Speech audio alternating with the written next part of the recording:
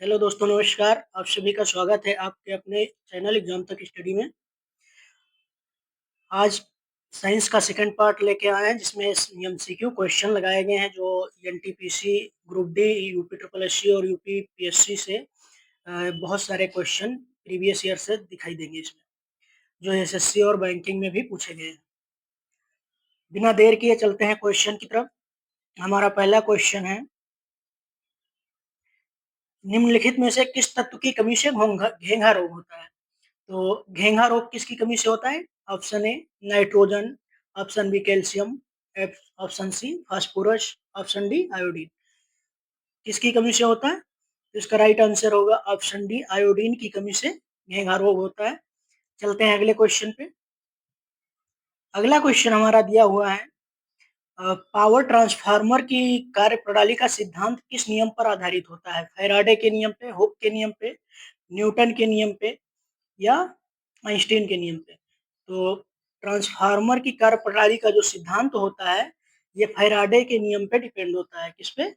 Faraday के नियम पे। चलते हैं अगले क्वेश्चन पे। अगला क्वेश्चन हमारा दिया हुआ है, रडार सिस्टम में उपयोग की जाने वाली तरंगे किस प्रकार की तरंगे होती हैं? इसमें रडार सिस्टम में कौन सी तरंगे प्रयोग होती हैं? सूक्ष्म तरंगे होती हैं या इंफ्रारेड होती हैं या इंफ्रासोनिक तरंगे होती हैं? इनमें से कोई नहीं। तो इसका राइट आंसर क्या हो जाएगा? सूक्ष्म तरंगे होती हैं। रडार सिस्टम में जो तरंगे यूज होती हैं वो कौन सी तरंगे होती हैं? सूक्ष्म तरंगे। चलते हैं नेक्स्ट क्वेश्चन पे। क्वेश्चन नंबर 4 क्या दिया हुआ है, एक उड़ते हुए चक्के की प्रति सेकंड घूर्णन गति किसमें नापी जाती है? तो ऑप्शन ए है barometer, option B anemometer, option C hygrometer, option D stroboscope. तो किसमें मापेंगे? किसी चक्के की प्रति सेकंड घूर्णन जो नापते हैं वो किसमें नापते हैं? स्ट्रोबोस्कोप में मापते हैं। चलते हैं अगले क्वेश्चन पे। अगला क्वेश्चन आपका दिया हुआ है, निम्नलिखित में से कौन प्लाज्मोडियम का वाहक है? प्लाज्मोडियम परजीवी का वाहक कौन है? मच्छर है, मक्खी है या चूहा है या इनमें से सभी हैं? तो इसका राइट आंसर क्या हो जाएगा? मच्छर। प्लाज्मोडियम परजीवी किसके कारण काटने से होता है? तो मच्छर के काटने से होता है, जिससे डेंगू रोग फैलता है। चलते हैं अगले क्वेश्चन पे। क्वेश्चन नंबर 5 दिया हुआ है, लोहे पर जंग लगना किस प्रकार की अभिक्रिया का उदाहरण है? आप लोगों ने देखा होगा कि जब लोहा वायु से या पानी से टच होता है तो उसमें कुछ देर के बाद जंग लग जाती है, दिखाई देता है भूरे कलर का। तो ये कौन सी अभिक्रिया के कारण होता है? भौतिक अभिक्रिया, रासायनिक अभिक्रिया या प्रतिवर्ती अभिक्रिया के कारण होता है? तो लोहे पर जंग लगना जो है वो रासायनिक अभिक्रिया के कारण होता है। चलते हैं अगले क्वेश्चन पे। अगला क्वेश्चन दिया हुआ है, पृथ्वी के घूर्णन की गति कितनी है? 28 किलोमीटर प्रति मिनट या 30 किलोमीटर प्रति मिनट या 36 किलोमीटर प्रति मिनट या 50 किलोमीटर प्रति मिनट? तो इसका राइट आंसर क्या हो जाएगा? 28 किलोमीटर प्रति मिनट हो जाएगा। पृथ्वी के घूर्णन गति कितनी है? 28 किलोमीटर प्रति मिनट है। चलते हैं अगले क्वेश्चन पे। अगला क्वेश्चन दिया हुआ है, निम्न में से किस वैज्ञानिक ने विकासवाद के सिद्धांत का प्रतिपादन किया था? विकासवाद के बारे में किसने बताया था? Option A Darwin, option B Maxwell, option C Newton या फिर जॉनसन। तो इसका राइट आंसर क्या हो जाएगा? ऑप्शन ए हो जाएगा, कौन? डार्विन। चलते हैं अगले क्वेश्चन पे। अगला क्वेश्चन दिया हुआ है, चींटी के डंक में कौन सा अम्ल पाया जाता है? जब चींटी काटती है तो कौन सा अम्ल रिलीज होता है? सिट्रिक अम्ल, एसिटिक अम्ल या मेथेनोइक अम्ल या फिर लैक्टिक अम्ल?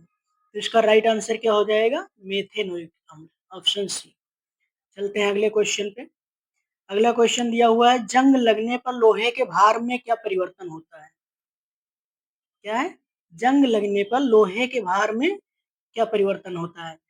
कम हो जाता है या फिर बढ़ जाता है या लोहा समान मात्रा में ही रहता है या फिर इनमें से कोई नहीं?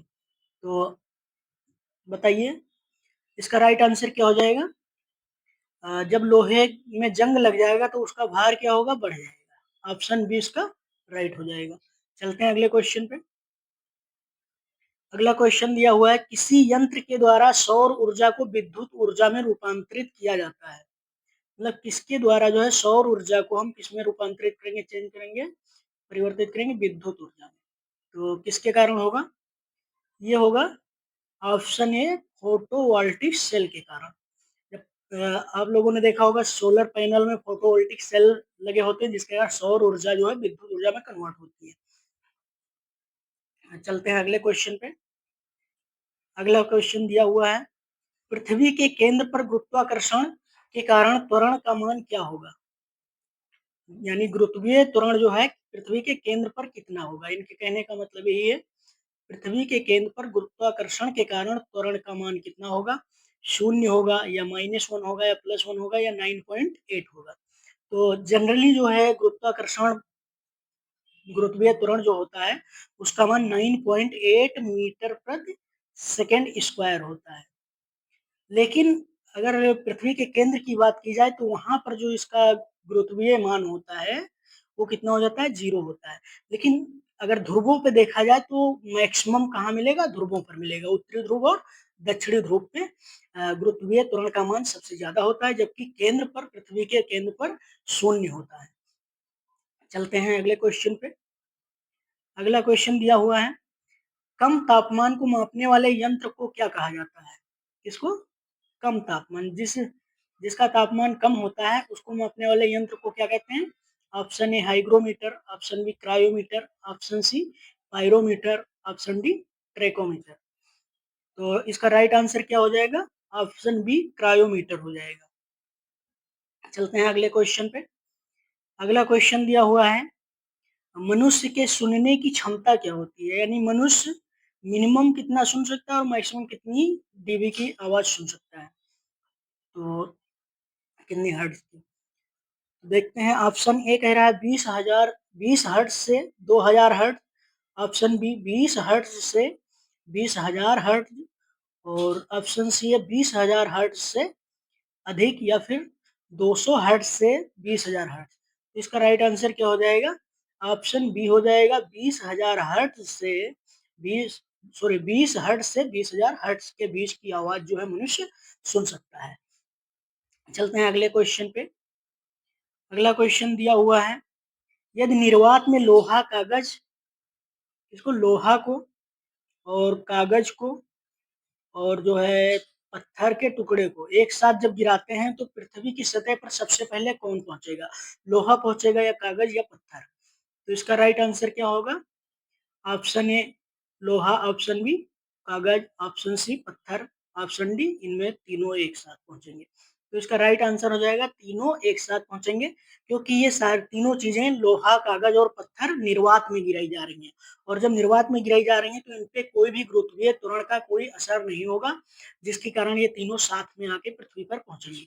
यही अगर निर्वात में नहीं होती तो जिसका वजन ज्यादा होता वो जल्दी पहुंचता पृथ्वी पे, जैसे कि लोहा, कागज और पत्थर में जो भी वजन होता। चलते हैं अगले क्वेश्चन पे।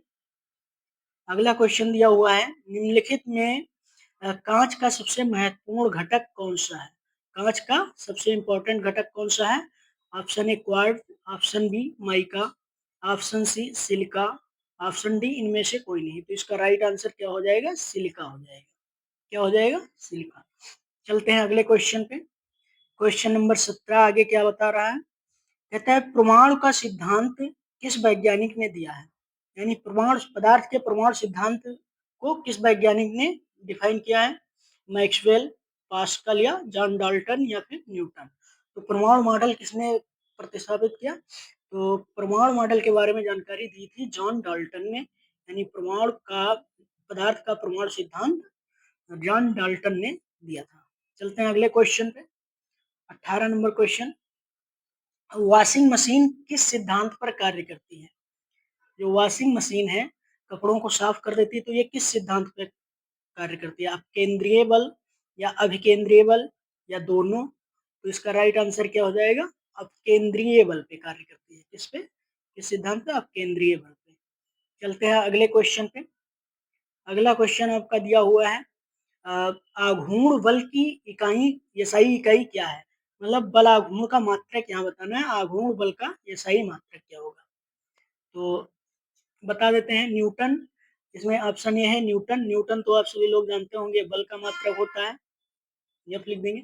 मीटर प्रति सेकंड वेग का मात्रक होता है, इसका वेग का। ओम किसका मात्रक होता है? तो प्रतिरोध का होता है। किसका होता है? प्रतिरोध का। तो अब हमारे पास ऑप्शन बी ही बच रहा है जो त्वरण टाउ का मात्रक होगा, यानी बलाघूर्ण, सॉरी त्वरण नहीं बलाघूर्ण। तो इसका राइट आंसर क्या हो जाएगा? ऑप्शन बी हो जाएगा, न्यूटन मीटर। ये बलाघूर्ण का मात्रक होता है। चलते हैं अगले क्वेश्चन पे, और ये इस सीरीज इस जो है वीडियो का लास्ट क्वेश्चन होगा। अगला क्या है? अल्जाइमर रोग किस मानव शरीर के किस अंग को मुख्य रूप से प्रभावित करता है? जो अल्जाइमर रोग होता है, ये मानव शरीर के किस अंग को प्रभावित करेगा? ऑप्शन ए मस्तिष्क, ऑप्शन बी हृदय, ऑप्शन सी यकृत, ऑप्शन डी फेफड़ा। तो इसका राइट आंसर क्या हो जाएगा? राइट आंसर हो जाएगा ऑप्शन ए, किसका? मस्तिष्क। धन्यवाद दोस्तों। अगर आप लोगों को क्वेश्चंस इंपॉर्टेंट लगते हैं, समझ में आते हैं, तो आप लोग लाइक और शेयर कर सकते हैं वीडियो को।